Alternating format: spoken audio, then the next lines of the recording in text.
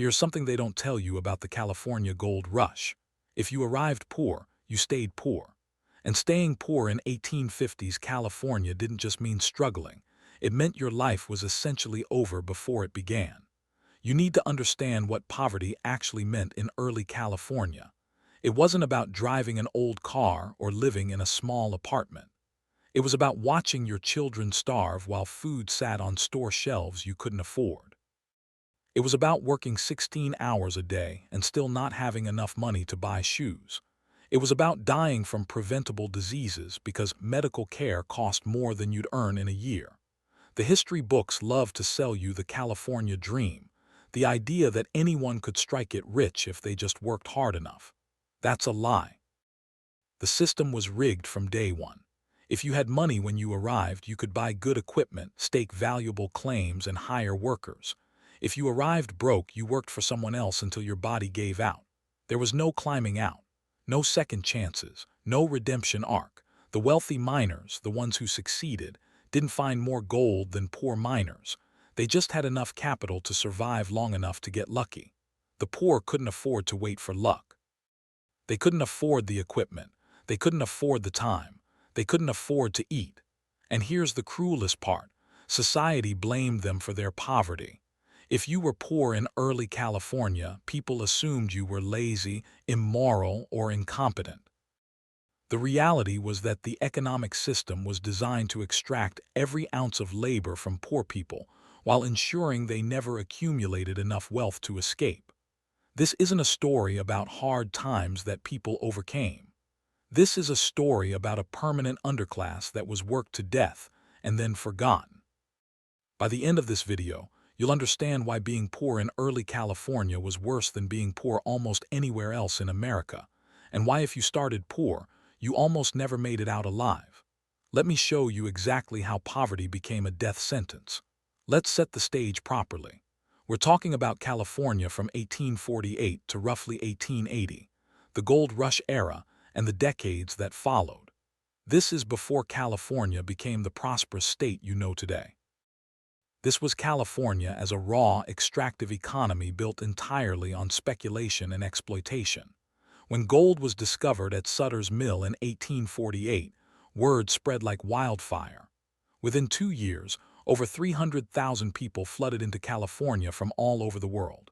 They came from the eastern United States, Mexico, Chile, China, Australia, and Europe. They came with dreams of wealth and futures secured by nuggets pulled from rivers. But here's what matters for our story. These 300,000 people arrived with vastly different resources. Some came with money. They could afford the good equipment, proper mining tools, waterproof tents, warm clothing, and enough food to last months. They could pay for passage on ships or wagons.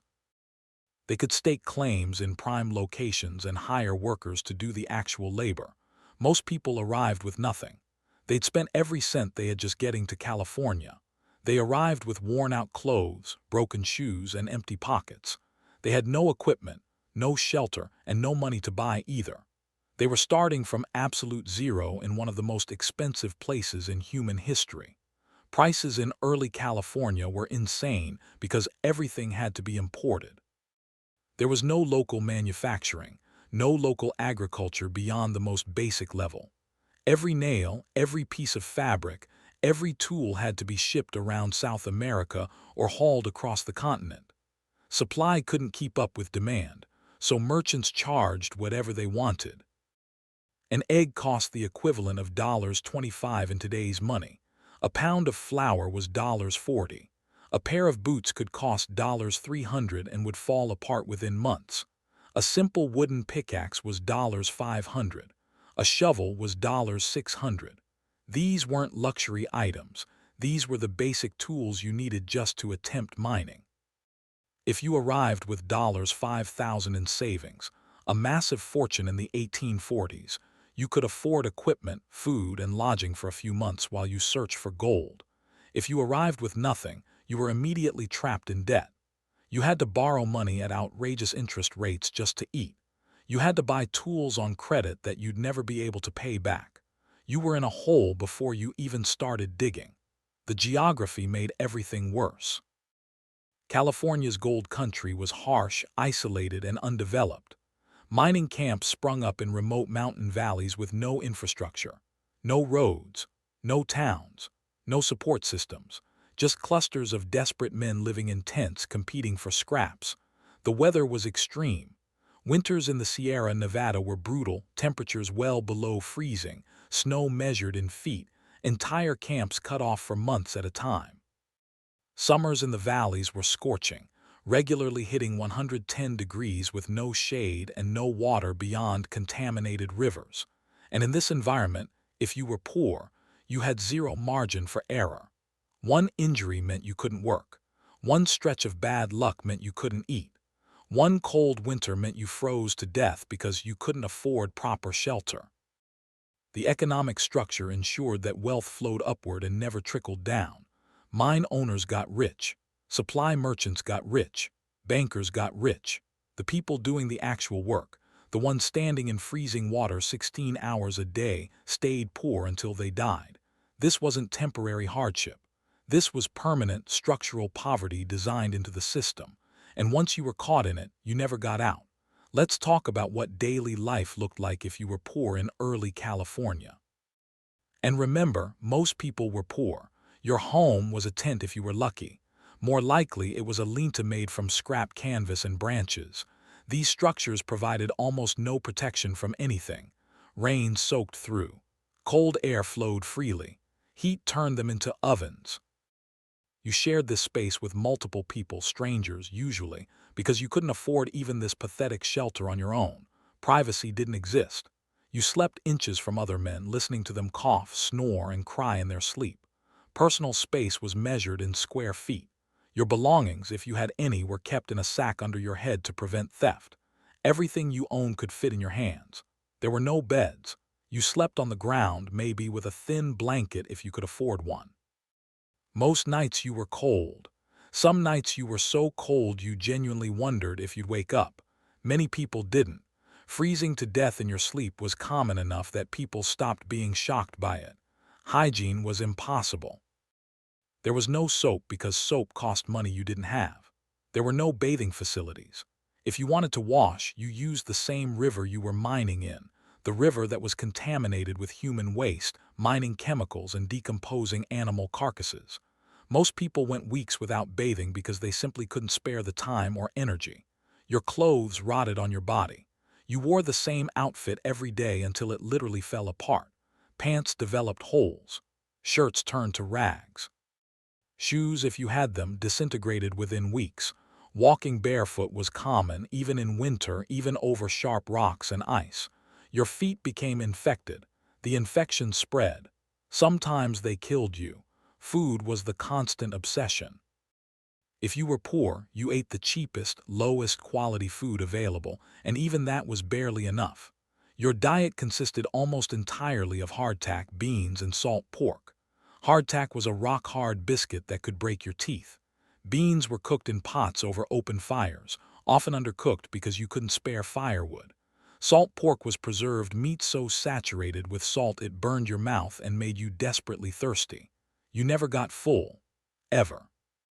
You ate just enough to keep working, and your body was constantly screaming for more. Hunger was your permanent companion. You thought about food constantly, dreamed about it, fantasized about it. The mental torture of chronic hunger was almost as bad as the physical pain. Scurvy was universal among the poor. Without fresh fruits or vegetables, which you absolutely could not afford, your body started breaking down. Your gums bled. Your teeth loosened and fell out. Old wounds reopened. You bruised from the slightest touch. You felt weak and exhausted all the time. If it got bad enough, you died of internal bleeding. Water was another nightmare. Clean water didn't exist in mining camps. You drank from rivers that were cloudy with sediment, contaminated with mercury from mining operations, and filled with bacteria from human waste. Every drink was a gamble. Dysentery was so common people called it the California quickstep. It killed thousands. You were dirty, hungry, sick, and exhausted every single day. And then you had to work. The work was brutal. If you were poor, you worked as a laborer for someone else. You stood in freezing rivers for 12 to 16 hours a day, bent at the waist, moving rocks and sifting gravel.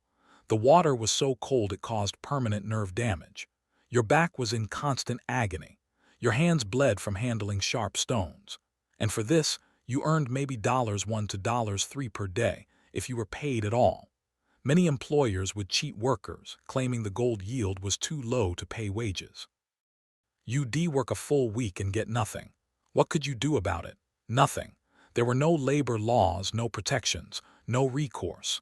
Even when you were paid, the money disappeared immediately. Rent for your portion of a tent was $5 a week. Food was $7 to $10 a week. That assumed you were eating the cheapest possible food and living in the worst possible conditions. If you needed to replace any piece of clothing or equipment, you went into debt. Debt was the trap that never released you. You'd borrow money to eat. Then you'd work to pay back the debt, but prices were so high you couldn't earn enough. So you'd borrow more. The interest rates were astronomical, sometimes 10% per month. Your debt grew faster than your ability to pay it. Some people were in debt for years. They were essentially indentured servants, working solely to pay back money they'd borrowed just to survive.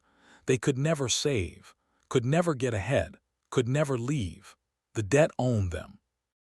And through all of this, you were surrounded by merchants and mine owners who were visibly, ostentatiously wealthy. They ate real food, wore clean clothes, lived in actual buildings. The inequality was right in your face every single day, reminding you that the system was working exactly as designed, just not for you. Let's break down the economics of poverty in early California, because this is where the system's cruelty becomes most obvious.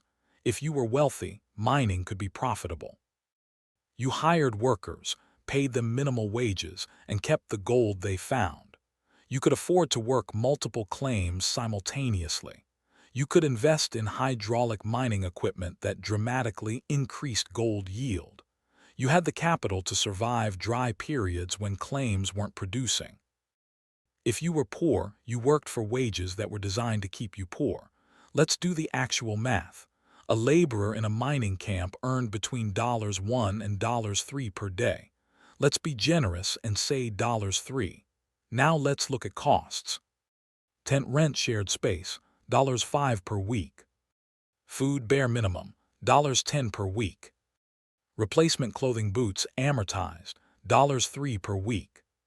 Tools, if you own them, $2 per week for maintenance replacement.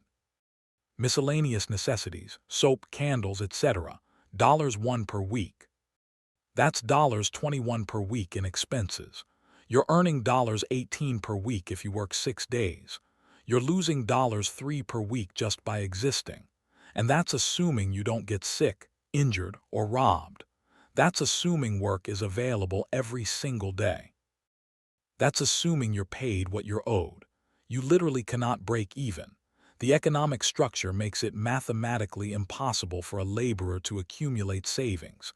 You're perpetually falling behind, perpetually in debt, perpetually trapped. Chinese laborers had it even worse. They were paid half what white workers earned for identical work, sometimes $1 per day or less. They were charged the same prices for food and shelter. They were also hit with discriminatory taxes like the foreign miners' tax, which could take 20% of their income. The math for Chinese workers was even more impossible. Mexican workers faced similar discrimination. They'd often been living in California before it became a U.S. territory, working claims they'd established legally. White miners simply drove them off at gunpoint and the government did nothing. Former landowners became laborers overnight, their wealth stolen with official approval. If you got injured and mining injuries were constant, you lost everything. There was no workers' compensation, no disability support, no safety net of any kind. Break your leg and you couldn't work. Can't work, you can't eat. Can't eat, you die. It was that simple. Employment itself was unstable. Mining was boom and bust.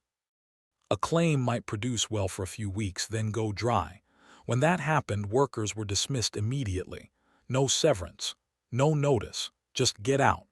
Then you had to find another job which might not exist while your debts continued accumulating.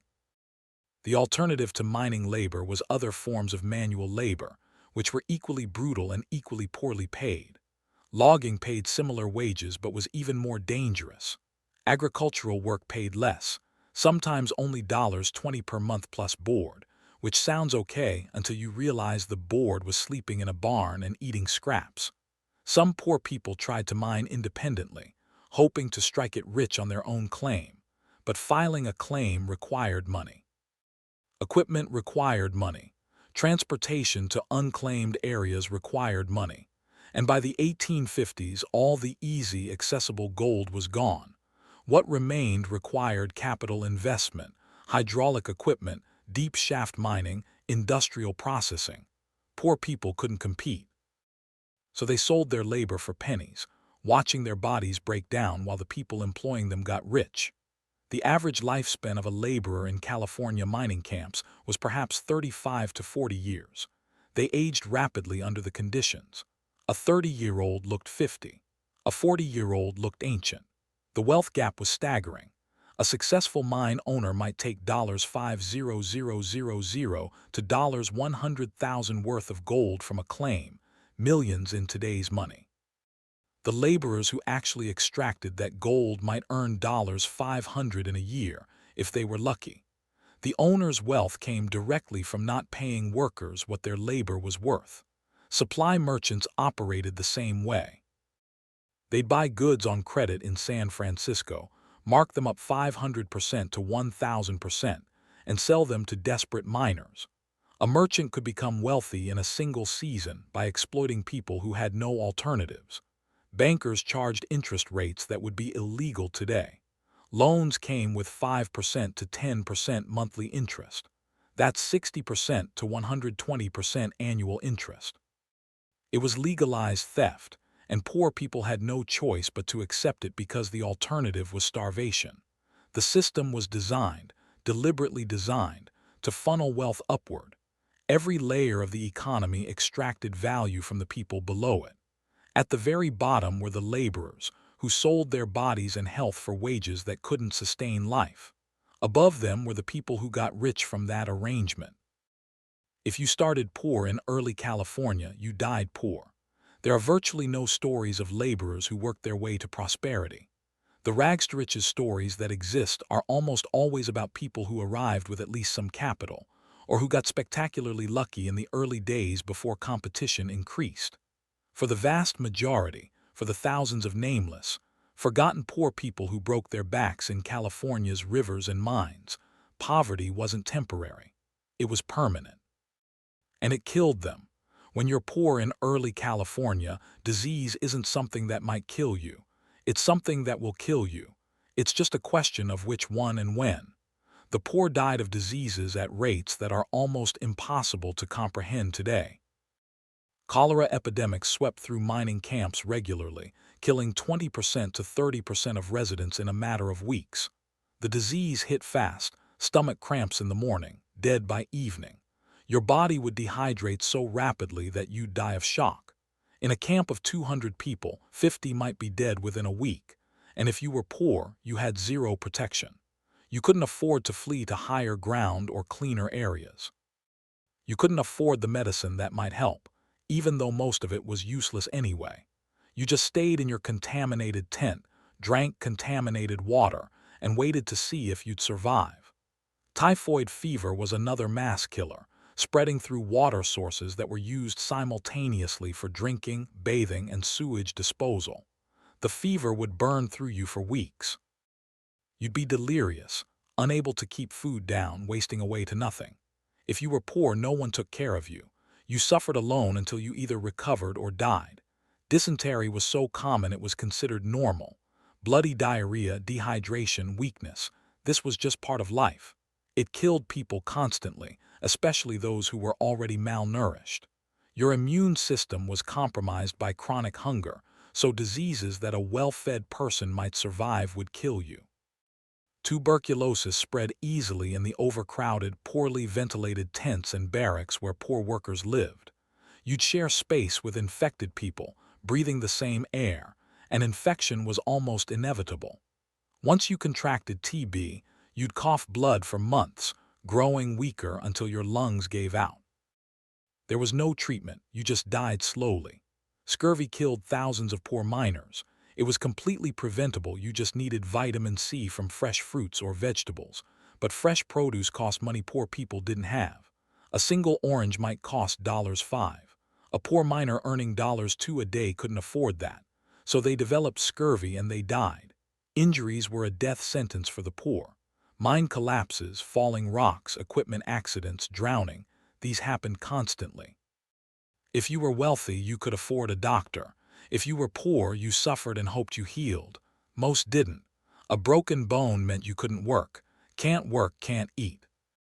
You'd lie in your tent with a poorly set fracture, if anyone bothered to set it at all, while your body tried to heal on a starvation diet. Infections were common. Gangrene was common. Death was common. Even minor injuries could kill you. A cut on your hand could become infected. Without antibiotics or proper wound care, the infection would spread. Your hand would swell. Your arm would turn red and painful. Blood poisoning would set in. You'd develop a fever, become delirious, and die. This happened all the time. Medical care was expensive and mostly useless anyway. Doctors in mining camps were often con artists with no training who charged outrageous fees for treatments that didn't work. If you were poor, you couldn't afford them regardless. You just suffered. Surgery was performed without anesthesia or sterilization. If a limb was badly injured, they'd amputate it with a saw while you were conscious, screaming. Then you'd probably die of infection anyway. Or, if you survived, you'd be unable to work, which meant you'd de-starve. The poor also faced occupational hazards that killed them slowly. Mercury was used extensively in gold processing, and workers were exposed to it constantly. Mercury poisoning causes brain damage, tremors, emotional instability, and eventually death. They called it Mad Hatter's disease, and it was everywhere in mining camps. Men would slowly lose their minds, becoming violent or suicidal, and no one knew why. Silicosis, lung disease from breathing rock dust, killed miners over years. Your lungs would gradually fill with scar tissue until you couldn't breathe. You'd cough constantly, bringing up blood and tissue. The final months were agony, and there was nothing anyone could do. Death was so common in mining camps that it stopped being notable. Someone would die during the night, and their tent mates would drag the body out in the morning and keep sleeping in the same space.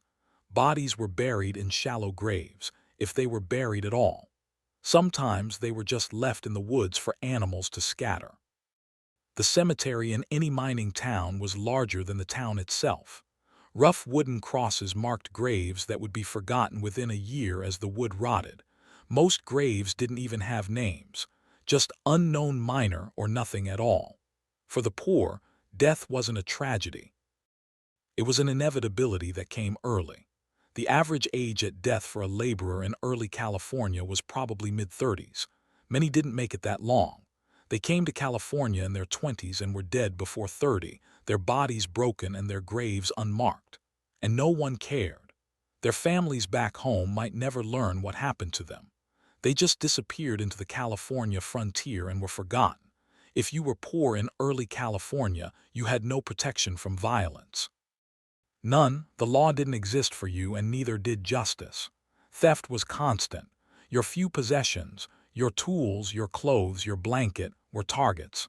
Other poor people, just as desperate as you, would steal anything they could. If you left your tent, you might return to find everything gone. If you confronted the thief, you might be stabbed or shot. There was no point reporting it because there was no one to report it to.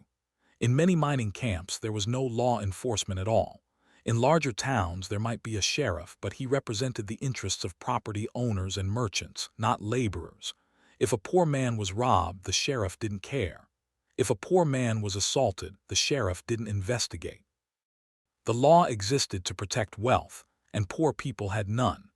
Vigilante justice filled the void, but it was arbitrary and brutal. Communities would form vigilance committees that would capture suspected criminals and hold immediate trials with no real evidence or procedure. If the committee decided you were guilty, they hanged you, sometimes the same day, and poor people were the primary targets. If something was stolen, the poorest, most vulnerable person in the area would be blamed. Mexican workers, Chinese immigrants, indigenous people, they were assumed guilty and punished without trial. White workers weren't immune either. If you were poor and in the wrong place, you could be lynched based on nothing more than suspicion. Murder was shockingly common. Arguments over mining claims ended in shootings. Disputes in saloons ended in stabbings. Robbery attempts turned deadly. In San Francisco during the 1850s, multiple people were murdered every single day. Most were poor. Almost none of the murders were investigated or solved. If you were poor, you couldn't defend yourself legally. Rich men hired lawyers. Poor men were convicted in kangaroo courts and executed. The legal system was a mechanism for controlling the poor, not protecting them. Debt collection was enforced through violence. If you owed money and couldn't pay, creditors would seize your belongings. If you resisted, they'd beat you or have you arrested. The law sided with creditors always. Poor people trapped in debt had no legal recourse, only violence. Workplace violence was routine. Bosses and foremen physically abused workers with no consequences. If you complained about wages or conditions, you might be beaten as a warning to others. If you tried to organize workers or demand better treatment, you could be killed. Labor organizing in early California was essentially impossible because the people in power would murder you for trying. Racial violence was horrific and systematic. Chinese workers were attacked regularly by white workers who blamed them for low wages. Mobs would raid Chinese camps, burning homes and killing residents. The law did nothing. Sometimes the law participated. In Los Angeles in 1871, a white mob lynched 18 Chinese residents in what became known as the Chinese Massacre. It was one of the largest mass lynchings in American history.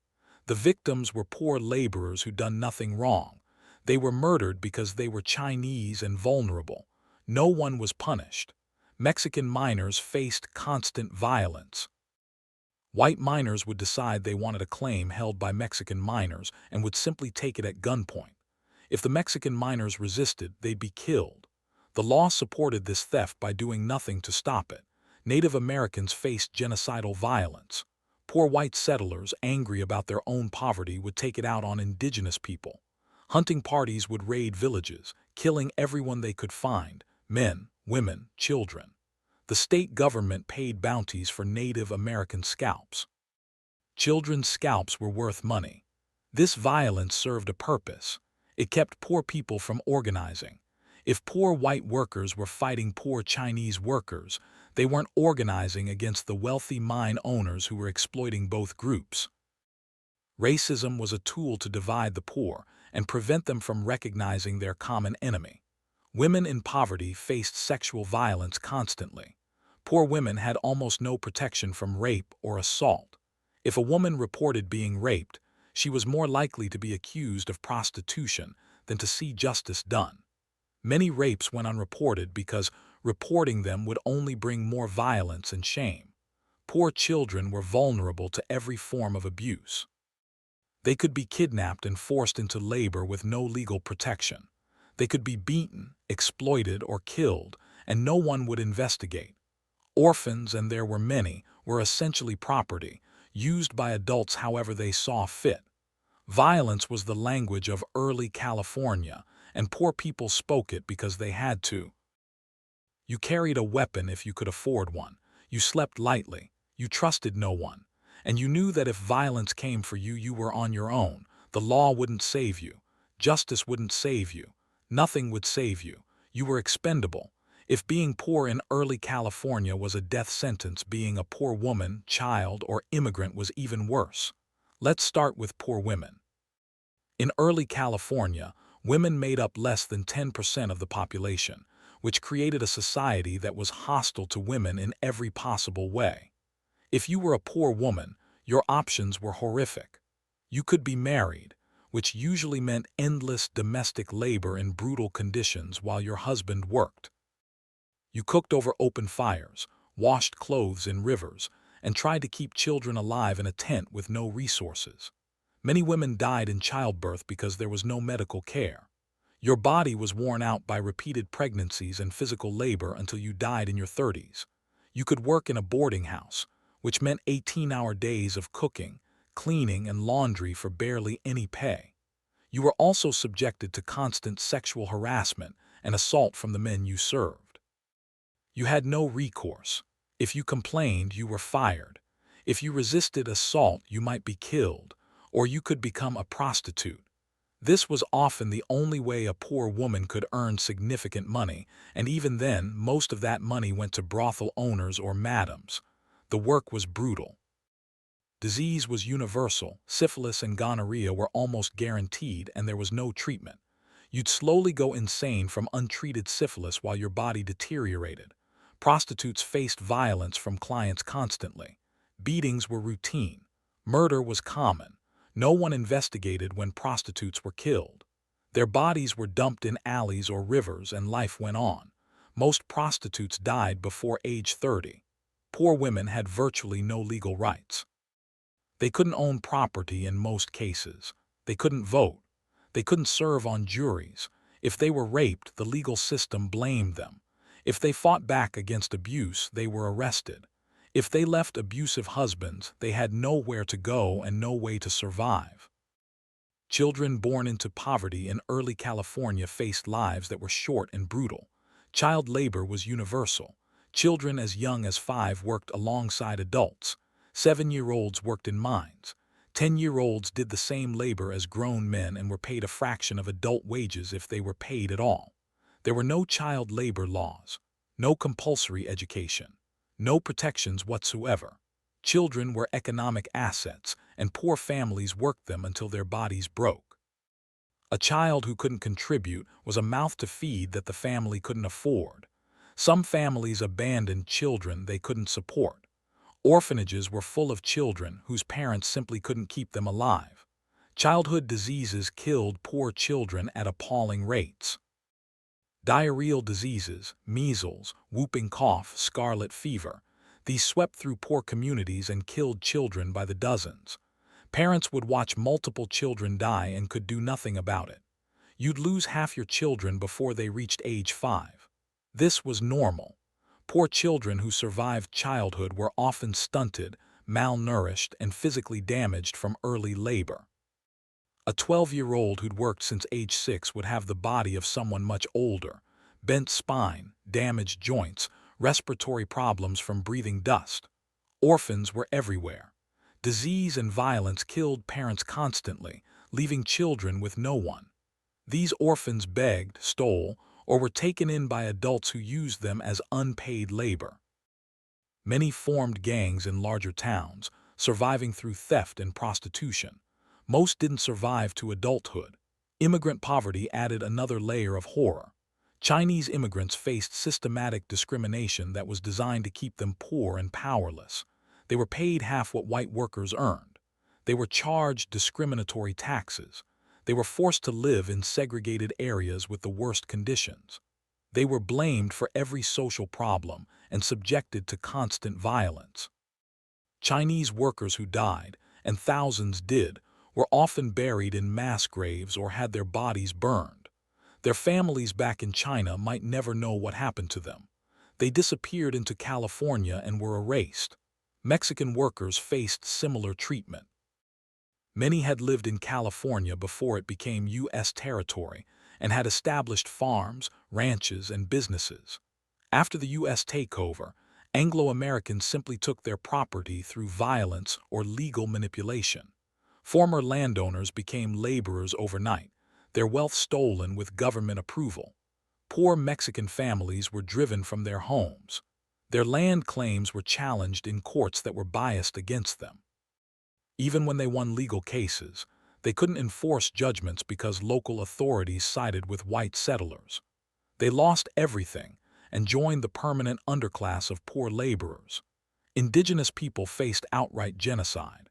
California's native population dropped from around 150,000 in 1848 to less than 30,000 by 1870. Disease killed many, but systematic violence killed more. Militias funded by the state government hunted Native Americans. Bounties were paid for scalps. Children were kidnapped and sold into indentured servitude that was slavery in all but name. Poor native people who survived were displaced from their lands, starved, and forced into labor that was barely compensated. They had no legal rights, no protection, and no future. Their communities were destroyed deliberately, and the people who destroyed them were celebrated as pioneers. Every marginalized group in early California faced poverty that was enforced through violence and discrimination. The system was designed to extract their labor while ensuring they never accumulated wealth or power. They were used until they died, and then they were forgotten. If you had to choose the absolute worst time to be poor in early California, it would be the Panic of 1855. The economic crisis hit suddenly. For years, California's economy had run on speculation, inflated land prices, overextended credit, and the assumption that gold would keep flowing forever. In 1855, that bubble burst. Banks failed. Credit dried up. Businesses collapsed. The price of gold dropped while the cost of goods remained high. Suddenly, mines that had been barely profitable became unprofitable. Claims were abandoned. Workers were dismissed en masse. If you were poor and working as a laborer, you lost your job overnight. Thousands of people were suddenly unemployed in remote mining camps with no food reserves and no way to leave. The work had been brutal, but at least it had allowed survival. Now there was no work at all. Starvation became widespread. Not just hunger, actual starvation. People were dying in the streets of Sacramento and San Francisco because they couldn't afford food. Riots broke out as desperate crowds attacked bakeries and food warehouses. The violence was suppressed by militia, and the poor were left to starve. In the mining camps, it was worse. Entire communities were cut off with no supply chains and no money to buy food even if it had been available. People ate their shoes. They ate grass and bark. Some resorted to eating rats or scavenging from garbage heaps that hadn't existed before because there'd been nothing to throw away. Winter came early that year, trapping thousands of unemployed miners in the mountains. They had no money for supplies, no shelter beyond rotting tents, and no work to return to. They froze and starved simultaneously. When spring came, rescue parties found camps filled with bodies. Entire settlements had died. The poor turned on each other. Theft and violence increased as people fought over scraps. Murders over food were common. The social fabric disintegrated because everyone was desperate and no one had anything to give. The wealthy, meanwhile, were largely insulated. They lost money on paper, but they had reserves. They owned land and buildings that retained value. They weathered the crisis and eventually profited from it by buying up assets from people forced to sell at rock-bottom prices. The Panic of 1855 was the moment when the promise of California, the idea that anyone could succeed, was revealed as a complete lie. The poor had been used to extract gold and build infrastructure, and when the economy contracted, they were discarded. They had no savings, no safety nets, and no value to a society that saw them only as labor. Many gave up. They stopped fighting. They lay down in their tents and waited to die. Some succeeded. Others kept suffering. The crisis lasted into 1856, and by the time it ended, tens of thousands of poor people had died. Their deaths weren't recorded. Their names weren't remembered. They were just statistics in an economic downturn, acceptable casualties in California's development. You need to understand how different your life is from theirs. If you're poor in California today, life is hard. Rent is expensive. Food costs money. Healthcare is a challenge. But you're not dying of cholera because your water is contaminated. You're not watching your children starve. You're not being worked to death in a river for wages that can't sustain life. Today, even minimum wage workers earn enough to eat every day. You won't eat well, maybe, but you'll eat. In early California, laborers earning good wages still starved because prices were so high. The math didn't work. Today, the math at least allows survival. Today, there are safety nets. Food stamps, unemployment insurance, Medicaid, homeless shelters. These systems are imperfect, but they exist. In early California, there was nothing, no help, no support, just death. Today there are labor laws, minimum wage, 8-hour workdays, workplace safety regulations, overtime pay. You can't be forced to work 16-hour days in deadly conditions without compensation. In early California, that was every day for every poor worker. Today, children don't work. They go to school. They have rights. They're protected by law. In early California, children were worked to death and no one cared. Today, women have legal rights. They can own property. They can vote. They can leave abusive situations and seek help. In early California, poor women had almost no rights and almost no options. Today, immigrants have legal protections, however imperfect. They can't be killed with state approval. They can't be systematically hunted. In early California, immigrant genocide was official policy. The gap isn't just about technology or convenience. It's about whether your life has value. Today, society acknowledges, at least in principle, that poor people deserve dignity and basic human rights. In early California, poor people were disposable. Everything you have, labor rights, civil rights, safety regulations, public health systems, was built on the suffering of people who had none of those things. They died so you could have them. Don't take it for granted. If you were poor in early California, life was already over. That's not an exaggeration. That's not dramatic language. That's the truth. The system was designed to extract labor from poor people until they died, and then replace them with new poor people who would also be worked to death. There was no escape, no redemption, no happy endings. The California dream was real for a tiny percentage of people who got lucky or who arrived with capital. For everyone else, for the tens of thousands of laborers who did the actual work, it was a nightmare that ended in unmarked graves. They built California. Their labor extracted the gold. Their suffering created the infrastructure. And then they were forgotten. When you think about early California, don't think about opportunity and adventure. Think about the poor workers who stood in freezing rivers until their bodies gave out. Think about the children who worked themselves to death before puberty. Think about the women who had no choices and no future. Think about the immigrants who were murdered for existing. They deserve to be remembered, not romanticized. Remembered for what they actually endured. And you deserve to understand how fortunate you are. The world you live in, with all its problems, is infinitely better than the world they suffered through. That's not an accident. That's the result of centuries of people fighting for basic human dignity. If this opened your eyes to the reality of poverty in early America, there are more stories like this on this channel. Every state has a hidden history of suffering that's been sanitized and forgotten. Don't let it stay forgotten. Watch the other documentaries. Learn the truth, and be grateful you weren't born into that world. Because if you had been poor in early California, you wouldn't have made it. None of us would have.